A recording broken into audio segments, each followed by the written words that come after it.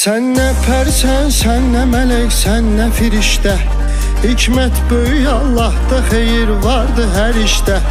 Allah sen rüyada qonaq etsə behişdə. Heç vaxtı deməzsən ki bu dünya nə ləzzətdir. Heç vaxtı deməzsən ki bu dünya nə ləzzətdir. İnsan oyan artıq, niyə qəflətdə yatırsan? Allah'a yaxınlaşsan əgər həqqə çatırsan. Məsum yaranırsan, sonra çirkabə batırsan. Gül bağına əkirsən, əməlindən tikan insan. Gül bağına əkirsən, əməlindən tikan insan. Vüsal Allah'adırsa arzuların fərqi nədir? Mənbəyi birdirsə qardaş, suların fərqi nədir? Bir şiyə, bir sünni, bunların fərqi nədir? Bir olaq, qardaş olaq, bağlayaq mübahisəni.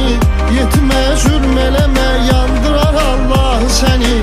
Özü yandırmasa da yandırar Allah səni. Cəhd eylə vüqar ömrünü mənalı keçirt ki, iz qoydu desinlər, deməsinlər yaşı getdi.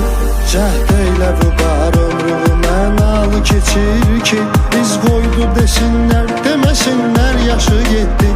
Bədbəxtdir o aşıq ki könül sildaşı getdi. Ömrün nədir mənası, ömür yoldaşı getdi. Bədbəxtdir o aşıq ki könül sildaşı getdi.